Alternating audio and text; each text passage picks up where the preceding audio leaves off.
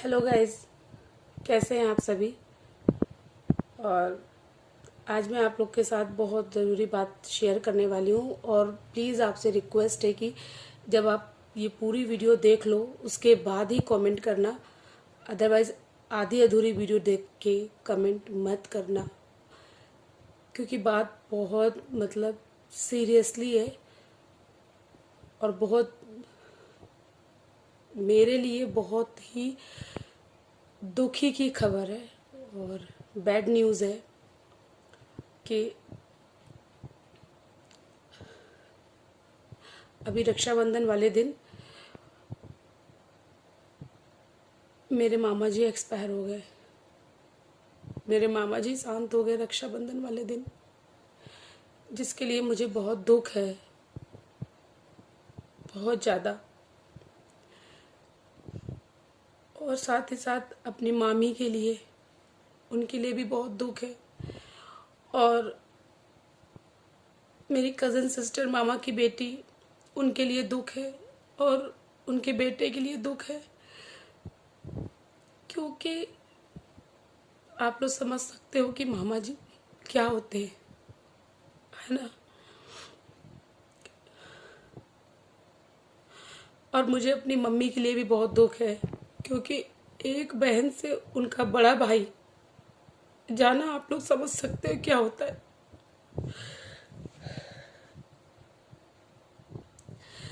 किसी बहन से उसका बड़ा भाई बिछड़ जाना, वो भी रक्षाबंधन वाले दिन, ये बहुत बहुत बहुत खराब किया भगवान जी ने, बहुत खराब।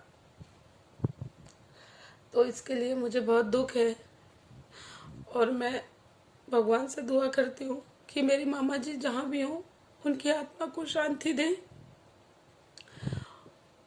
और वो जहाँ भी रहे अपना आशीर्वाद हम पर बना के रहें। गाइस, आपको पता है कि ये बात हमको रक्षा बंधन वाले दिन नहीं पता थी कि मामा हमारे एक्सपायर हो गए, मामा हमारे शांत हो गए। ये बात हमको उस दिन नहीं पता थी।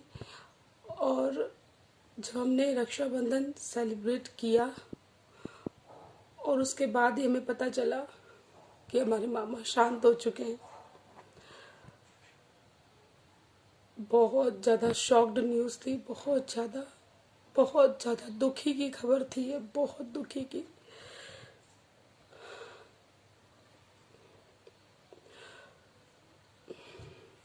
अभी थोड़ी देर बाद बात करती हूँ आप लोगों से, लेकिन अभी मैं अकेले बैठी थी, कोई नहीं है घर पे, ये भी नहीं है, मेरे हस्बैंड भी नहीं है और बच्चे भी नहीं है, तो मैं अकेले थी।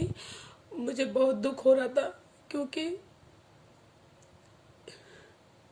मुझे अपनी मम्मी के लिए भी बहुत दुख है, क्योंकि रक्षाबंधन वाले दिन एक बड़ा भाई हमेशा हमेशा के लिए छोड़ के चला जाए, उस बहन से पूछो उसे कैसा लगेगा, जिस भाई को उसने बचपन से पिता का बराबर, एक पिता का दर्जा दिया हो, और वो भाई रक्षाबंधन वाले दिन चला जाए, सोचो कैसा लगेगा। मुझे बहुत दुख है अपनी मम्मी के लिए, लेकिन मैं अभी बहुत दूर हूँ उनसे, बहुत दूर हूँ। मैं कैसे जाऊँ।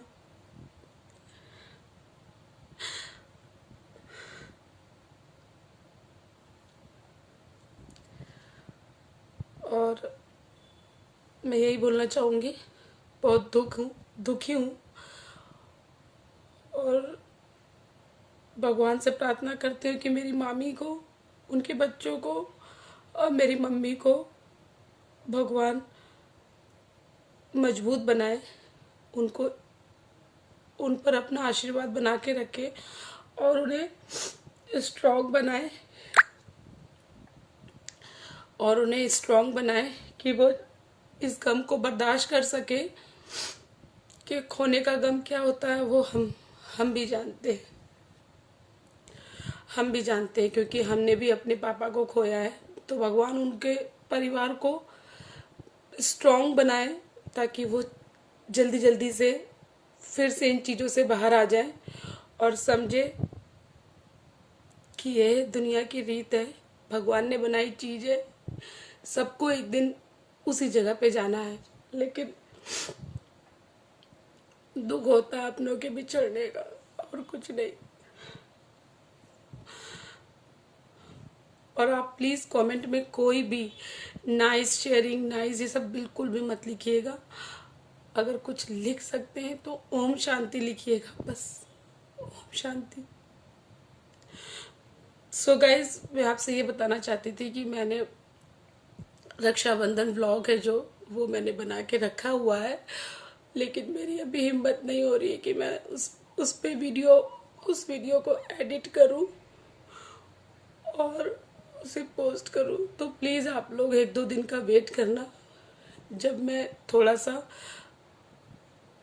इस गम से बाहर निकलूंगी।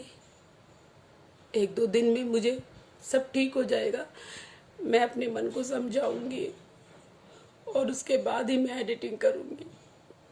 अभी मुझसे बिल्कुल भी एडिटिंग नहीं की जा रही है, बिल्कुल भी। इवन मैं मोबाइल लेके बैठ रही हूँ तो मुझे ऐसा लग रहा है कि नहीं, मेरा मन नहीं लग रहा।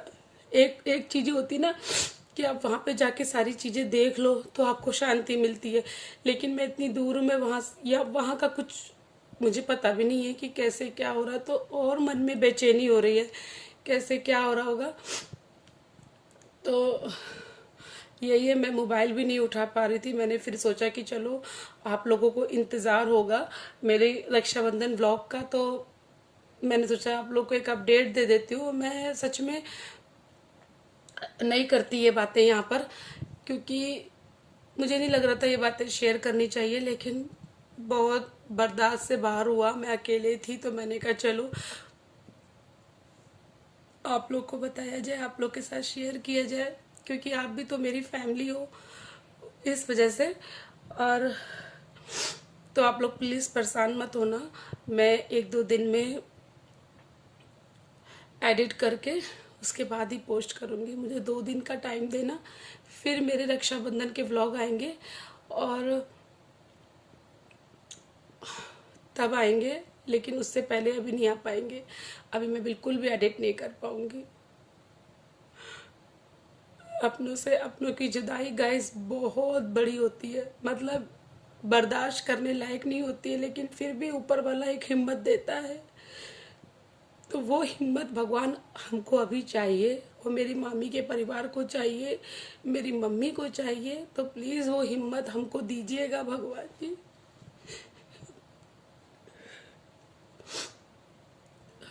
सो चलिए गाइस, वरना मैं बहुत ज़्यादा इमोशनल हो जाऊंगी और कुछ लोगों को लगेगा कि ड्रामा है, लेकिन हर चीज़ ड्रामा नहीं होती, कुछ चीज़ें एक्चुअल भी होती हैं। जो मेरे हेटर्स हैं वो यही सोचेंगे, तो मुझे उनकी कोई परवाह भी नहीं है। ऐसे ऐसे लोगों की मैं परवाह नहीं करती। चलिए, मैं मिलूँगी अपने ब्लॉग में तो 2 दिन के बाद, ठीक है। बता दिया मैंने आप लोग को क्या कारण होगा।